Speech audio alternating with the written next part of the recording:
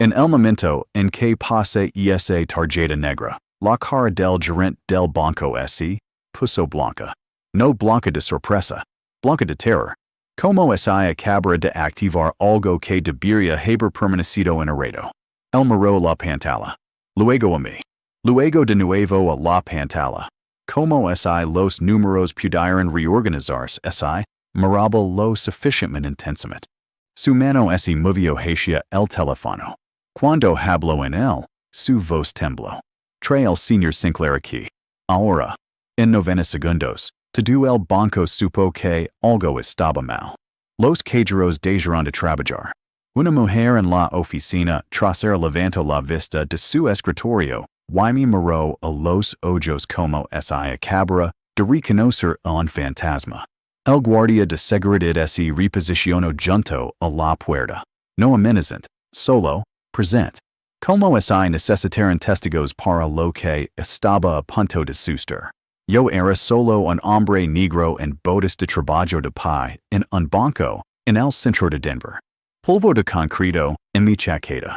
Calos en mis manos de trabajos que no pagaban lo suficiente y que nunca lo harían. Parecía que no pertenecía ali. Pero algo sobre esa tarjeta, algo sobre mi nombre grabado en plata en ese trozo de plástico, había inclinado su mundo entero. El jefe de banca privada emergió de una puerta de caoba como un hombre caminando hacia una bomba que podría explotar. Señor Marcus, dijo, y su voz era cuidadosa, respetuosa de una manera que no coincidía con nada de mi apariencia. Necesitamos hablar sobre su cuenta. En privado. Mientras me conducía a su oficina, me reflejó en las paredes de vidrio. Seguía siendo el mismo hombre que había trabajado jornadas de 14 horas. Seguía siendo el mismo hombre que habían subestimado toda su vida. Pero por primera vez, algo en mis ojos se veía diferente. Algo que decía, no tienes idea de quién soy. Y ahí fue cuando me di cuenta. Yo tampoco. Pero déjame levar de regreso a donde esto realmente comenzó. Porque el comienzo no fue en ese banco. Fue en martes por la mañana cuando mi hija me miró como si fuera un extraño. Era temprano cuando recogí a Zara de la casa de su madre. 9 años. Ojos marrones que aún creen en mí. Su mochila colgada de un hombro mientras esperaba junto a la puerta como había aprendido hace tiempo a no cuidarse en los hombros. Marcus, su madre, mi ex, apenas me miró mientras firmaba la hoja de recogida. Sin palabras. Solo una mirada que decía lo que había estado diciendo sin hablar durante meses. No era suficiente. Zara subió a mi camioneta, y el silencio entre nosotros esencia más pesado de lo habitual. Este era su mundo ahora. Moviéndose entre dos casas, dos versiones de un padre, dos tipos diferentes de silencio. Me inclino y metí un mechón de su cabello detrás de su oreja. Como solía hacer su madre antes de que dejáramos de tocarnos como si importáramos. ¿Cómo te fue en la escuela, cariño? Pregunt, girando la leve. Bien, dijo, pero sus ojos quedaron en la ventana. Bien, y esa palabra había convertido en el idioma de nuestra casa. Apenas estaba manteniendo la cabeza fuera del agua en ese entonces. 26 años, trabajando en dos trabajos, construcción durante el día, almacén por la noche, viviendo en un apartamento de una habitación en el norte de Denver donde las tuberías canaban a las 3 a.m. y el radiador olía a óxido. Marcus tenía la custodia la mayoría de los días de semana, lo que significaba que Zara solo me veía los fines de semana, y esos fines de semana esencian como tiempo prestado que siempre estaba a punto de perder. Lo que pasa al ser un hombre negro que no tiene mucho y es que nadie te, y como un hombre con potencial. Te ven como un hombre con un techo. Mi jefe en el sitio de construcción era lo suficientemente decente, pero sus ojos tenían límites. Podía levantar más, trabajar más rápido, llegar antes que los demás, y on así terminar en la lista corta cuando los presupuestos se ajustaban. En el almacén, solo era otro cuerpo moviendo cajas. Sin nombre, sin historia, solo un salario por hora y un reloj que no se preocupaba por mis sueños. Pero Zara, hombre, Zara me miraba como si pudiera mover montañas. Esa noche de viernes, estaba haciendo pasta en una estufa eléctrica en mi departamento cuando mi teléfono vibró. Número desconocido. Mi estómago hizo esa cosa que siempre hacía. Una rápida queda, un destello de ansiedad, porque los números desconocidos generalmente significaban algo oficial. Servicios infantiles. Pago de manutención atrasado. Los tribunals. Casi no contest. Señor Marcus? Una voz de mujer. Mayor, cuidadosa. Soy Eleanor Walsh. Soy la ejecutora del patrimonio de su madre. Mis manos se quedaron quietas en la cuchara de madera. Lamento ponerme en contacto bajo estas circunstancias, continuó la mujer. Pero hemos estado tratando de localizarlo durante algún tiempo. El fideicomiso de su madre tiene algunas disposiciones que requieren su presencia. Específicamente respecto a una salvaguarda que ella estableció para usted antes de fallecer. Mi madre murió hace 15 años. Yo tenía once. El cáncer se movía a través de ella como el fuego a través de madera vieja, rápido, consumiendo, implacable. Para cuando realmente entendí lo que estaba pasando, ella ya se había ido. No hubo conversations de despedida. No cartas. Solo una ausencia que nunca se hizo más pequeña sin importar cuántos años pasaron. No entiendo. Dije. Why mi voz me sonó extraña. Mi madre me dijo algo. Hubo una pausa. Señor Marcus. Nunca lo han hablado sobre la cuenta? La oficina de abogados estaba en el centro de Denver, toda de vidrio y cuero. El tipo de lugar que cuesta dinero solo por entrar. Tomé un día personal de ambos trabajos, lo cual apenas podía permitirme. Y traje a Zara conmigo porque no tenía a nadie que la cuidara y la necesitaba conmigo. Necesitaba saber que era real, sólida, algo verdadero mientras el suelo se movía bajo mis pies. Eleanor Walsh era exactamente lo que su voz había prometido. Mayor, cuidadosa, vestida de una manera que decía que había estado haciendo esto durante décadas. No perdió tiempo en charlas triviales.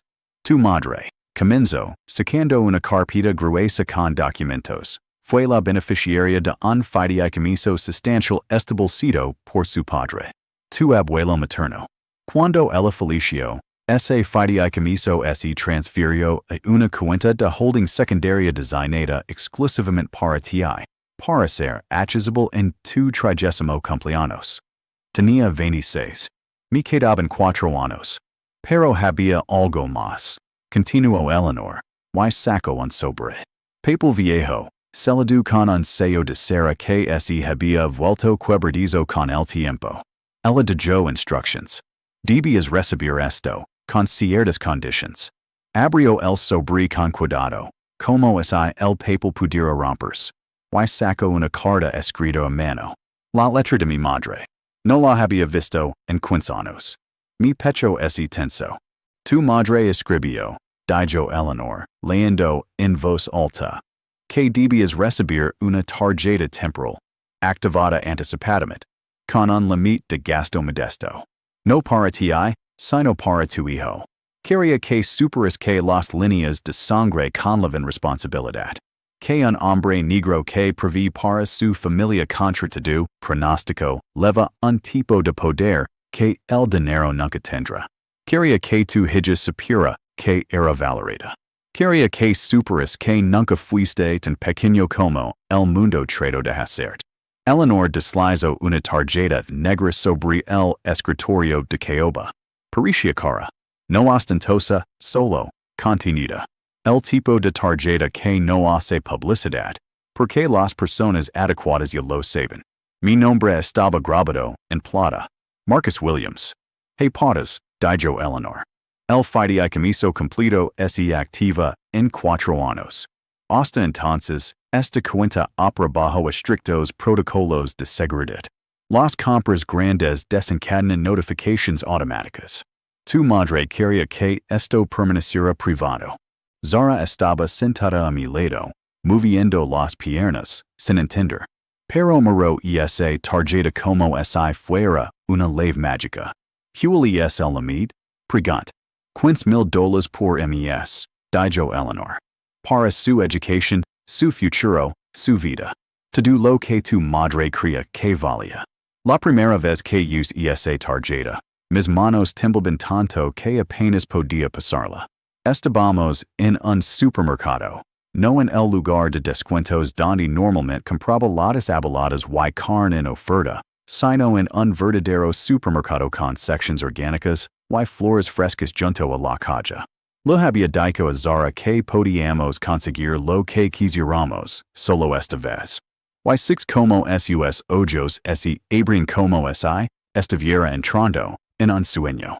Ella eligió las cosas con cuidado. No comida chatarra ni dulces caros, sino cosas reales. Metaquila de almendra, fruta fresca.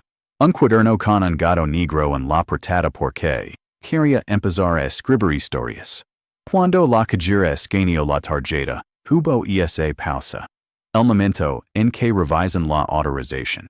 Y luego el recibo se imprimió como si nada imposible hubiera sucedido. $42 con 15 centavos. Después de eso, empiezo a moverme con cuidado. No es lo dije Marcus. No es lo dije mis amigos ni a mi jefe ni a nadie que pudiera hacer preguntas que no sabía cómo responder. Simplemente empiezo a construir un tipo diferente de vida para Zara en los rincones de mi existencia. Muñeca un mejor apartamento. Nada lujoso, pero limpio, tranquilo, con luz natural y una ventana que daba a árboles de verdad. La inscribí en clases de piano con un profesor particular que reconoció algo en ella. Una chispa, un futuro. Y no cobraba como las grandes escuelas. Pague las deudas de trabajo dental.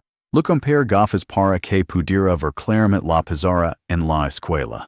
Me aseguro de que su dinero para el almuerzo nunca viniera de mis bolsillos vacíos. Y poco a poco, casi sin intentarlo, comienza a cambiar. Ya no era el mismo hombre. El miedo comenzó a desaparecer. No porque el dinero lo soluciona todo. No lo hace, sino porque finalmente podía respirar. Podía concentrarme en mi trabajo, no en la supervivencia. Mi jefe notó el cambio. Me dio un ascenso. Luego otro. Comienza a tomar cursos por la noche, aprendiendo gestión de proyectos, software CAD, cosas que me sacarían del sitio de trabajo y me llevarían a la planificación, a las decisiones. Hiron 3 años así. Años tranquilos. Años de construcción. Entonces Marcus se volvió a casar con un tipo llamado David que era dueño de una compañía farmacéutica. Dinero de verdad. El tipo de dinero que construye muros. Un viernes, cuando fui a recoger a Zara, David estaba allí, y me miró como los hombres ricos miran a los hombres pobres. Como si fuera un problema que había que manjar. Marcus y yo hemos estado hablando, dijo David. Y su voz tenía esa suavidad ansiada. Sobre el futuro de Zara. Es talentosa. Excepcionalmente. Primos que debería asistir a Lakewood Academy. Es la mejor escuela privada del estado. Lo dijo como si yo la hubiera falado. Como si mi amor, mi esfuerzo y mis dos trabajos no fueron suficientes porque no venían con un fondo fiduciario. Ya la hemos conseguido aceptar. Continuó David. La matrícula es alta, 40,000 al año. Pero Marcus y yo podemos manejarlo. Él podía manejarlo. Como si yo no pudiera. Como si nunca fuera a poder. Maya Zara, que estaba observando esta interacción como si intentara averiguar donde pertenecía su lealtad. Y algo en mi cambio. Eso es generoso. Dije con cuidado. Pero puedo manjar su educación. David sonrió como si estuviera siendo lindo. Como si supiera algo que yo no. Somos realistas, dijo. Eres un buen tipo. Un buen padre. pero zara maris oportunidades que quizás no puedas proporcionar. Las palabras golpearon como un golpe físico, pero no me moví. No dejé que ese notara en mi rostro. Te volveré a contactar. Dije, y tomé la mano de Zara. Esa noche, estuve sentado en mi apartamento. Un espacio que había construido con esa tarjeta negra, ese secreto, esa prueba de que el mundo no podía determinar mi valor. Y sentí que algo se cristalizaba dentro de mí. Una claridad. Una línea que no cruzaría. No había esconder más. El siguiente lunes, lema Eleanor Walsh. Quiero activar el fideicomiso completo, dije. Antes. Ahora. Hubo una pausa. Señor Marcus. Eso require paplio y. No me importa lo que requira. Dije. El futuro de mi hija está a punto de ser robado por un hombre que piensa que su dinero lo convierte en su padre. Y me asegurar de que eso no suceda. Eleanor no hizo preguntas. Solo dijo. Dame una semana. Cuando llegaron los documentos, no los abrí todos. Solo necesitaba saber el número. La cifra me hizo sentarme en mi cama, con fuerza, como si el suelo se hubiera movido debajo de mí. 2.3 millones de dólares. Mi madre me había dejado 2.3 millones de dólares. No invertidos en silencio. No sentados en alguna cuenta oculta. Liquidos. Reals. Esperando a que yo fuera lo suficientemente hombre para usarlos. Mis manos, rugosas por la construcción, marcadas por años de trabajo, enlevando las capacidades de un hombre que sabía cómo construir. Y entendí lo que ella había estado tratando de decirme todo este tiempo. No es mai por lo que tienes. Sé mai por lo que haces con ello. La llamada que hice a la mañana siguiente al director de Lakewood Academy fue tranquila. Professional. Un hombre llamando como un padre preocupado por el futuro de su hija. Hice una donación. $200,000. Designados específicamente para becas para estudiantes negros de familias de bajos ingresos. Y lo hice con una condición. Mi hija no podía estar en esa conversación. No podía saber sobre el dinero o la donación o nada de eso. Ella iba a ganar su lugar. Cuando le dije a Zara que podía costear la escuela, sin explicar cómo, su reacción casi me rompió. No saltó. No celebró. Solo preguntó en voz baja. ¿Siempre te viste este dinero, papa? No, dije. Te tenía a ti. Y siempre fuiste suficiente. La carta lego del abogado de David 6 meses después. Estaba tratando de establecer la tutela, alegando que yo era un padre inadecuado debido a la inestabilidad financiera. La ironía era tan aguda que cortaba. Entré al tribunal con una abogada que había contratado. Una brillante mujer negra llamada Jenna que miró a los abogados de David a los ojos sin titubear. Y expuso los hechos. Declaraciones de impuestos que mostraban mi nueva empresa. Una firma de consultoría de construcción que había comenzado. Legítima, próspera, línea de jóvenes de vecindarios como el de donde yo venía. Carteras de inversión gestionadas por asesores profesionales. Cuentas educativas establecidas para el futuro de Zara. Una vida que ya no era de lucha, sino solida. El equipo de David no tenía nada. Asumieron que estaba en quiebra. Asumieron que estaba desesperado. Asumieron que un hombre negro pobre se rendiría cuando se enfrentara a la riqueza. El juez se puso de mi lado, en 30 minutos. Al salir de ese tribunal con la mano de Zara en la mía, sentí algo que no había sentido desde que mi madre murió. Orgullo. No el tipo performativo. El tipo que vive en tus usos porque lo ganaste. Piran los años. Zara se graduó de Lakewood Academy y entró a Stanford con una beca completa. No necesitaba mi dinero. Nunca había necesitado mi dinero. Pero entendía lo que significaba. Que su padre había construido algo de la nada. Que el amor y la determinación podían mover montañas que el dinero por sí solo nunca podría. Invertí en proyectos comunitarios. No para ser caritativo, sino porque entendía el mundo que había tratado de contener.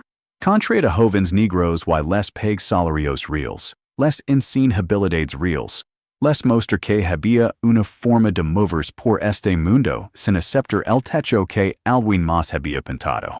Y la tarjeta de mi madre. Esa tarjeta negra que lo empezó todo, estaba en una caja de seguridad en el banco, manjada con el tipo de reverencia que generalmente se reserva para cosas sagradas. Porque no se trataba del dinero. Se trataba de la fe de una madre en un hijo que no viviría para reconvertirse en un hombre. Se trataba de conocer tu valor incluso cuando el mundo intentaba devaluarte. Eleanor me llamó 10 años después. Se estaba jubilando. El fideicomiso se estaba transfiriendo a un nuevo administrador. Quería reunirse conmigo una última vez. Mientras tomábamos café, me dijo algo que nunca había mencionado antes. Tu madre sabía que estaba muriendo, dijo Eleanor. 3 meses antes del final. Se sentó en mi oficina y dijo algo que nunca olvidé. Dijo, a mi hijo le dieron que no es suficiente. Por mujeres. Por empleadores. Por la sociedad. Por él mismo. Necesito dejar algo que demuestre que todos están equivocados. No dinero que lo haga rico. Dinero que demuestre que siempre lo fue. Déjame taza y no me confíe para hablar. Tenía razón, continuó Eleanor. Nunca necesitaste ese dinero para ser un buen hombre. Pero necesitabas saber que tu lineage levaba poder. Que un hombre negro luchando por su familia no está luchando. Está construyendo un legado. El mes pasado, Zara trajo a su novia a casa. Una mujer brillante, estudiando medicina. Amable en la forma que se manifiesta en pequeños gestos. Cocinamos juntas, mi hija, su novia y yo. Y Zara movers por mi cocina con una confianza que había luchado tanto por darle. Me atrapó mirándola y sonrió. Papa, dijo, gracias por no rendirte conmigo. Y entendí entonces que nunca se trató de la tarjeta. El dinero era solo una prueba. La verdadera herencia era mostrar que un hombre negro, un hombre pobre, un hombre que el mundo había subestimado, podía mantenerse firme en su valor y enseñarle a su hija a hacer lo mismo. El mundo intentó hacerme creer que era pequeño. Mi madre me dio una herramienta para demostrar que estaban equivocados. Pero, la verdadera victoria, el verdadero triunfo, eso fue construir una vida donde mi hija nunca cuestionara si valía la pena luchar por ella. Eso fue todo.